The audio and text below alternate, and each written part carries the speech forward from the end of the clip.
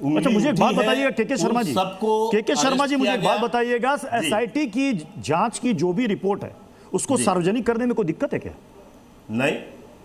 तो सारी रिपोर्ट क्यों नहीं आ जाती है पब्लिक डोमेन में? अभी तो आई नहीं है रिपोर्ट, तो कैसे आ जाएगी सर? जितनी भी जांच हुई है उसमें ऐसा नहीं होता है प्रत्युष जी कि हर दिन का रिपोर्ट जो है एसआईटी आपको जारी करते रहे ताकि आप जो है अवसर दे दें। एक प्रक्रिया होती है कानून की। एसआईटी रिपोर्ट की जो है तिथि तय है और उसमें समय मांगा है, वो तथ्य वो चीजें आने दीजिए, वो बाहर ही आनी है। ठीक है, एसआईटी रिपोर्ट कौन सी छुप के रहती है? लेकिन ये बड़ी मछली, छोटी मछली, अब इनको तो ब्रह्म ज्ञान हो गया है। इनको तो एक कल्पनाओं पे बात कर रहे हैं। रखिएगा स्क्रीन पर, मैं आ रहा हूं साजिद रशीदी जी, आपके पास भी आ रहा हूं। अनिल यादव जी को भी रखिएगा साथ में। अनिल यादव जी, क्यों ऐसा लग रहा है कि एसआईटी लीपापोती ही करेगी? फाइनल रिपोर्ट अभी आई नहीं है, क्यों ऐसा लग रहा है कि बस यहीं पर जाकर के एसआईटी का 8 आरोपियों पर फुल स्टॉप लग गया?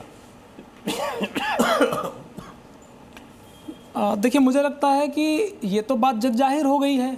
एसआईटी की रिपोर्ट जो है वो सौंपी किसे जा रही है, मैं आपसे पूछना चाहता हूं। भाई, जो ट्रस्ट के जो सदस्य हैं, जो कि अपर मुख्य सचिव हैं, वो खुद ट्रस्ट के सदस्य हैं। यानी कि ट्रस्ट जिस पे चोरी का, लूट का आरोप लगा हुआ है, उसी ट्रस्ट को रिपोर्ट, उसी ट्रस्ट के सदस्य को रिपोर्ट सौंपी जा रही है। मतलब चोर से कहा जा रहा है कि भाई चोरी भी तुमने ही की है, लेकिन फैसला भी तुम्हें ही करना पड़ेगा। तो जाहिर सी बात है, उस पर प्रश्न उठेगा। सवाल यहां पर यह नहीं है, सवाल यह है कि आप कह रहे हैं कि भाई हम आपसे इतनी मांग कर रहे हैं कि भाई अभी तक आपने चोरी कितने की हुई है यही बता दीजिए।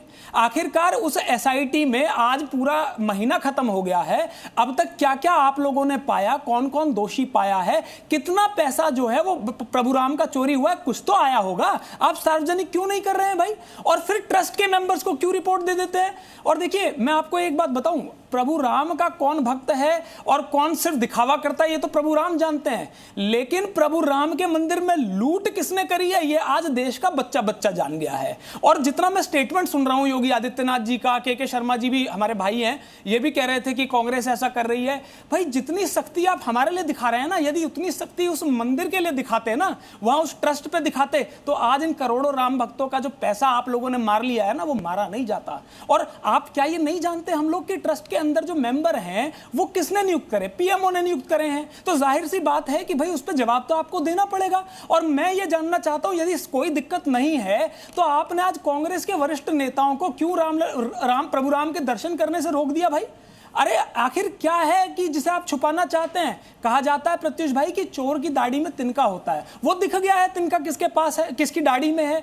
और मैं एक बात और कहना चाहता हूं, देखिए 27 साल में महमूद गजनवी ने 17 बार भारत में लूट मचाई है, और आज उसकी गिनती जो है हम उसे चोर के रूप में, लुटेरे के रूप में, आतंकी के रूप में याद करते हैं। आप सोचिए कि इस भाजपा को और इस संघ को कैसे याद किया जाएगा इतिहास में, जिसने 40 दिन में 72 बार चोरी कर दी, और ये चोरी 5 साल से ज्यादा से चलती आ रही है। ये कह रहे हैं कि भाई नहीं, अभी चंपत राय जी की भूमिका पर ये कुछ बता ही नहीं पा रहे हैं। अरे 400 गार्ड जिस व्यक्ति ने लगा रखे हो, क्या पुलिस कम थी क्या वहां पर? अरे जो ट्रस्टी की जो कमेटी होती है, डीएम भी उसका सदस्य है, उसके बाद भी आपको भरोसा नहीं था। तो कहीं ना कहीं ये तो कहा ही जाएगा कि लूट का माल ठिकाने कराने के लिए इतने लोगों की जरूरत पड़ रही थी आपको, इसीलिए ये हुआ है। और आज भाई एफआईआर में आप नाम तो डालते, जांच होती तो पता चलता। आपने क्लीन चिट कैसे दे दी कि चंपत राय का कोई रोल ही नहीं है, या जो मिश्रा हैं उनका कोई रोल ही नहीं है? आपको अगर कोई दोषी होता है वो बाद की बात है, अगर आपको लगता है कि भाई चोरी हुई है और इनकी नाक के नीचे है, तो प्रथम दृष्टया तो उन पे एफआईआर बनती है। जो आम से आम आदमी होगा वो भी ये बात जानता है। लेकिन खेल ये है कि ये लूट का पैसा सारे मिल बांट के खाते हैं। इनको